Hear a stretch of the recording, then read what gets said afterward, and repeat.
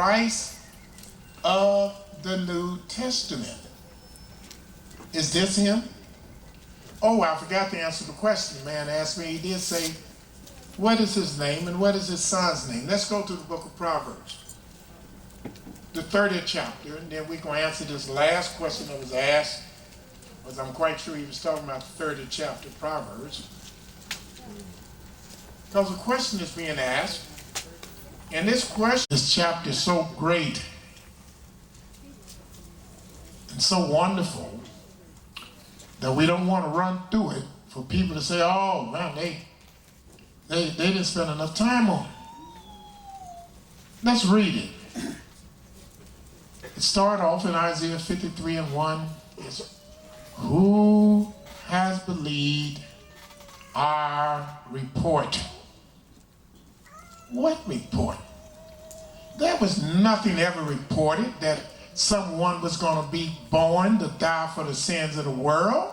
That's not a report that nobody was looking for. Nowhere is it said. And Almighty told us how to study the scriptures, line upon line, doctrine upon doctrine, precept upon precept, here a little and there a little. Where is it a report that somebody is going to die for the sins of the world? Show me that report anywhere in the Holy Scriptures. It doesn't exist. You can only find that in the New Testament. Where do we have a report that somebody is going to cleanse all the sins of the world away with their blood? We don't have a report. Where is it that we have a report that God is going to come down in flesh and blood and dwell amongst men? There's no report. There's no report about those. But we do have a report that's from all the way from Genesis to Exodus, throughout the law, throughout the scriptures, throughout all the prophecies about Yahweh redeeming his people. We're the ones that the Masons be talking about when they talking about who is the man that was killed in the east and buried in the west. That's our report. Who is the man that was always tried and never denied? That's our report they be talking about. They don't have no report about somebody coming, dying for the sins of the world.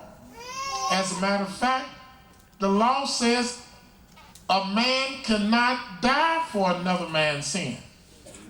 So we know we didn't have a report that was totally contrary to the words of the Most High.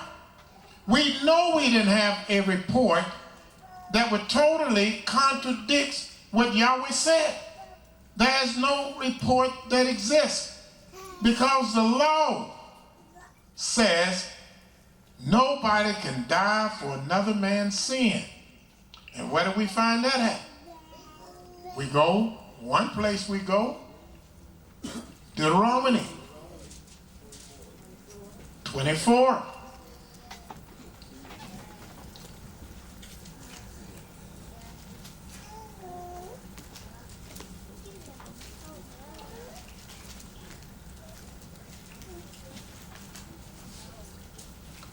Deuteronomy 24.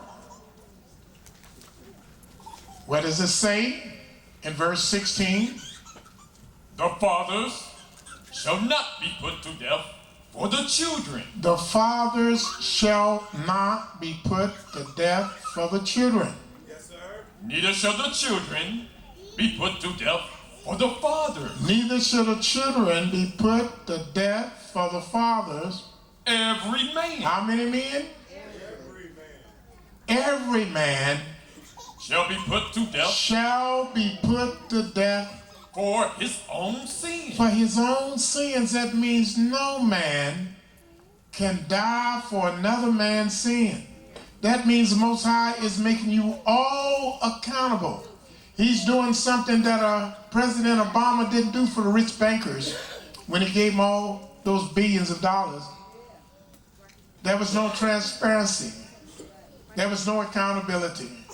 But the Almighty's making you responsible. He's making you acknowledge the fact that you must pay for your own sins. Every man shall be put to death for his own sin, No man should be put to death. The son should not be put to death for the fathers. Neither should the father be put to death for the children. Every man shall be put to death for his own sin. That's the law. So I want the Christians that's listening by way of the internet to know that there is no report about a virgin being born that was going to come to earth to die for your sin. There's no report like that. And that virgin that you think you're reading about in the book of Isaiah 7 and 14, we're going to explain that to you also. But that's not a report of Yah. Yah said no man can die for another man's sin. Let's keep reading Isaiah 53. Who hath believed our report? And to whom is the arm of Yahweh revealed? Well, we already know who's the arm of Yahweh is going to be revealed, because Yahweh, this stated in the book of Psalms 89, that he's going to do what with his arm? His arm shall strengthen David. That he will be the arm of David. He will beat down David's foes before his face.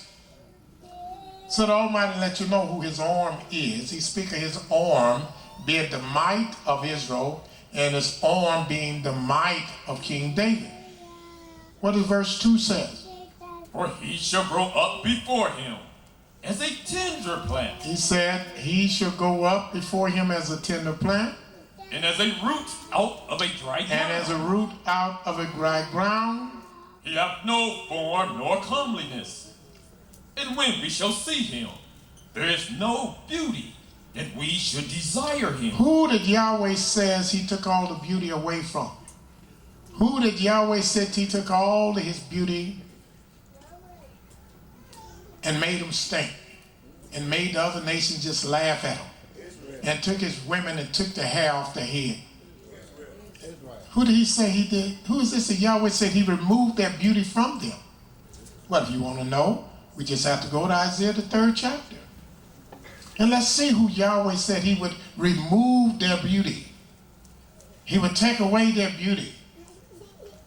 And when other nations see them, there would be no beauty that they would desire them.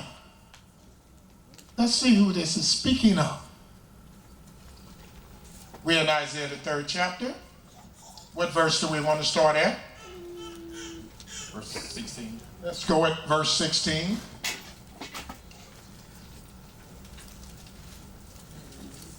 Isaiah chapter 3, verse 16.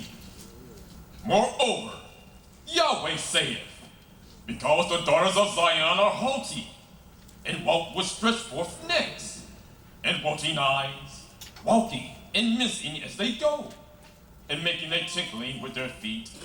Therefore Yahweh will smite with a scab the crown of the head of the daughters of Zion, and Yahweh will discover their secret parts. In that day, Yahweh will take away the bravery of their tinkling ornaments about their feet, and their calves, and their brown tires like the moon, the chains, and the bracelets, and the mufflers, the bonnets, and the ornaments of the legs, and the headbands, and the tablets, and the earrings. So when the Almighty is talking about the sons of Israel, he's talking about our whole nation, men and women. And when he talks about the daughters of Israel, he's still talking about the whole nation, men and women.